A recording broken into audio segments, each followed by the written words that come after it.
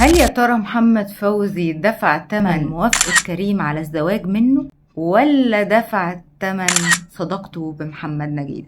خلونا نحكي وانتوا تقولوا لي رأيكم.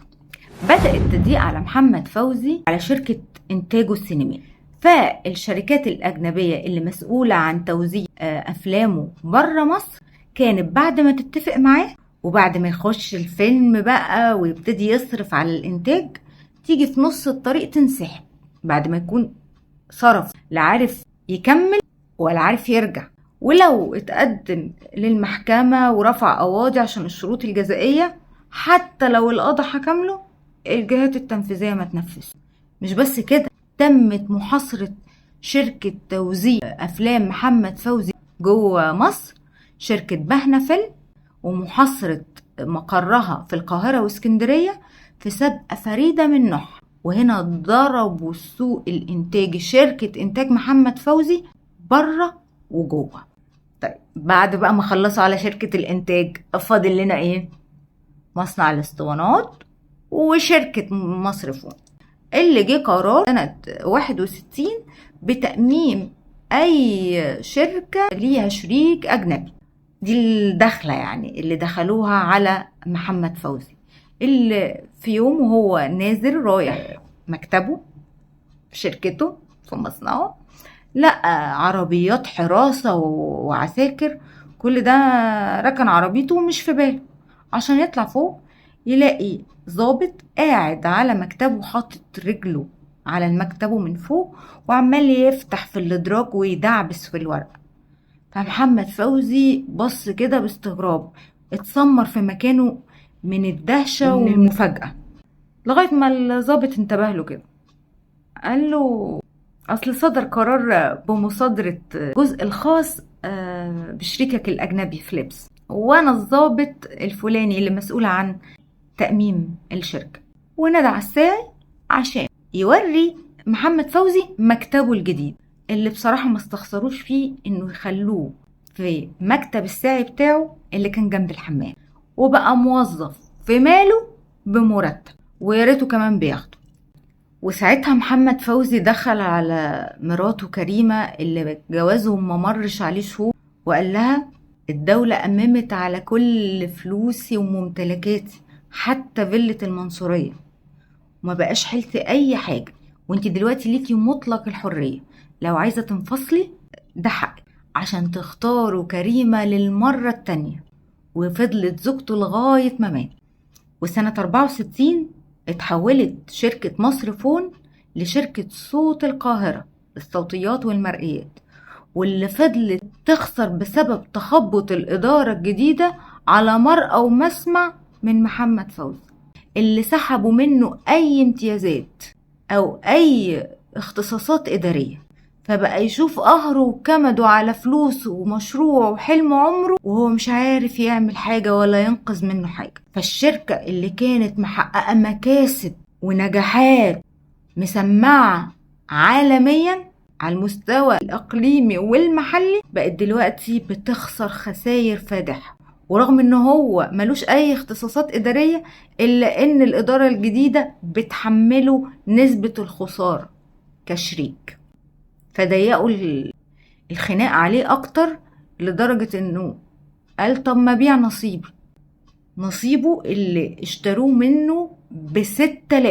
شركة سنة 58 اول ما انشئت كانت ميزانيتها 20,000 قبل ما تعمل انجازات وتحقق نجاحات وتطور من نفسها وتتوسع في المجال. جت سنة 64 نصيب محمد فوزي يتباع فيها ب6000 وياريته خده. دول طلبوه بالمديونية خسارة الشركة، اللي كانوا كمان بيطلبوه بفلوس فوق 6000، واللي فضل يبيع من حاجته عشان يسدد الدين اللي عليه. وهم هنا ما أمموش ولا صدروا ممتلكات محمد فوزي وبس، دول صدروا أحلامه ونجاحاته وتاريخه. أعوذ بك من قهر الرجال. دخل محمد فوزي في نوبة اكتئاب شديدة، ما كانش بينام غير بالمهدئات لغاية ما سكن جسمه المرض اللي احتار فيه الأطباء ما بين إنها لوز وما بين إنها روماتيزم واحتاج انه يسافر اكتر من مرة للندن والألمانيا، بس طبعا ما كانش معاه الفلوس الكافية. فراحت تتدخل صديقته تحية كاريوكا عشان تجيب له قرار العلاج على نفقة الدولة، بس رفض بشكل تعنتي وبدون ذكر أسباب. فاتدخلت أخته هدى سلطان وزوجها فريد شوقي وسفروه أول مرة على نفقته. بس محمد فوزي كانت الحالة بتسوء فيه ومحدش بره عارف حالته ايه. سرطان العظم اللي جاله ما كانش معروف في الوقت ده، فاحتاج انه يسافر مرة تانية وتالتة سواء للندن او لألمانيا وهو مش معاه، لغاية ما أم كلثوم سنة 65 قدرت تجيب له علاج على نفقة الدولة بنسبة 50% بدون مرافق. فسافر لتاني مرة مع زوجته كريمة اللي سافرت على حسابها من ثروتها، وهم راجعين كان معهمش ولا مليم حتى ان هم يجيبوا العلاج اللي مكتوب له من بره. وهنا تحية كاريوكا اتدخلت للمرة التانية وراح اتكلمت دكتور عبد القادر حاتم وزير الثقافة وقتها، وقالت له محمد فوزي بيموت، ساعدوه، عالجوه، طلعوا قرار علاجه على نفقة، امضوا على قرار علاجه على نفقة الدولة. فقال لها طيب هنفكر. فقالت له ايه في ايه، حرام عليكم، انتوا بتعملوا فيه ليه كده، هو قتلكوا قتيل. هنا دخل عليها جمعة الشعراوي وزير الداخلية وقتها وقال لها بلاش الكلام ده، ما تهرتليش عشان ما تتاخديش في الرجلين انت كمان. وهنا تدخل فريد الأطرش زميله وصديقه اللي طالعين مع بعض وقرر انه يعالجه على نفقته الخاصة. ولما سمعت كده ام كلثوم قالت ما بدهاش بقى، انا هروح لعبد الناصر بنفسي. ام كلثوم اللي كانت بتروح في اي وقت لعبد الناصر وتدخل ليه وتقابله شخصيا كمان، راحت مكتب عبد الناصر عشان تقابله. بس سامي شرف مدير مكتبه اللي كان متقدم لكريم لما عرف انها جاياله عشان خاطر محمد فوزي قال لها انه مش موجود، فصوتها عالي لغاية ما خرج لها عبد الناصر وحكيت له عن اللي حصل. فمضى قرار الموافقة على قرار علاج محمد فوزي على نفقة الدولة، بس للأسف بعد فوات الأوان، بعد ما وصل سرطان العظم للنخاع، وكانت مسألة أيام. وفي سبتمبر 66 رجع محمد فوزي هو وزوجته من بره من لندن وهو حالته متدهورة جدا، دخل في غيبوبة، فاق منها يوم 21 أكتوبر وطلب من زوجته كريم إن هو يشوف ولاده، وقال لها أنا هموت بكرة بس يا ريت لو مت النهاردة تدفنوني يوم الجمعة بعد الصلاة. وكأنه فاق من الغيبوبته دي صحوة الموت عشان يودع اللي يودعه ويسيب رسالة لجمهوره، الرسالة اللي كتبها واتنشرت بعد وفاته تاني يوم في المجلات والصحف.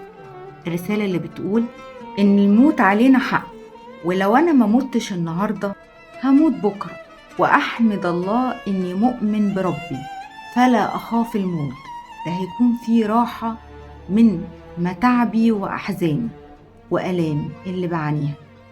أنا أديت واجبي ناحية فني وناحية بلدي، وكنت أتمنى إني أؤدي الكثير، لكن إرادة الله فوق كل إرادة، والأعمار بيد الله، لن يطيلها الطب، ولكني لجأت للعلاج حتى لا أكون مقصر في حق نفسي ولا في حق أولادي.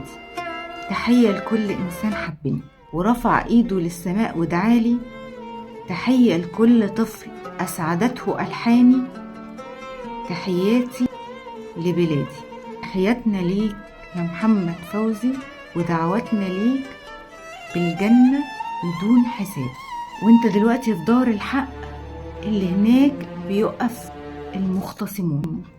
مات محمد فوزي وفعلا دفنوه يوم الجمعة بعد الصلاة زي ما وصل، سواء عبد الناصر هو اللي اضطهده أو رجالة عبد الناصر. فان كان الزعيم عبد الناصر ليه اللي ليه وعليه ما عليه، وليه من الإنجازات اللي تحسب له، إلا إن ظلم شخص وقهر شخص يعادل كل الإنجازات، يمسح كل ملفات الإنجازات. كفاية إن في عهد جمال عبد الناصر رجال زي صلاح نصر وحمزة البسيوني. الإنجازات ممكن تتمحي لما يجي نظام أحسن منه أو نظام يشتغل على محو إنجازات اللي قبله. لكن إلا الظلم والقهر، ظلمات يوم القيامة بتفضل عايشة، لا يمحيها نظام سابق ولا نظام حالي ولا إنجازات النظام نفسه. ولو ما كانش عبد الناصر هو المسؤول عن الظلم اللي تعرض ليه محمد فوزي، فده ما يعفيش جمال عبد الناصر من تحمل المسؤولية. عمر بن الخطاب قالها: لو بقرة تعثرت، بقرة مش روح وبني آدم، بقرة تعثرت في البصرة وانا في المدينة، ربنا هيسألني عليها. انتوا بقى شايفين اللي شافوا محمد فوزي اضطهاد وظلم وقهر سببه النظام، رجالة النظام، ولا عبد الناصر شخصيا؟ استنوني في حلقة جديدة باب الحقيقة مع ريهام.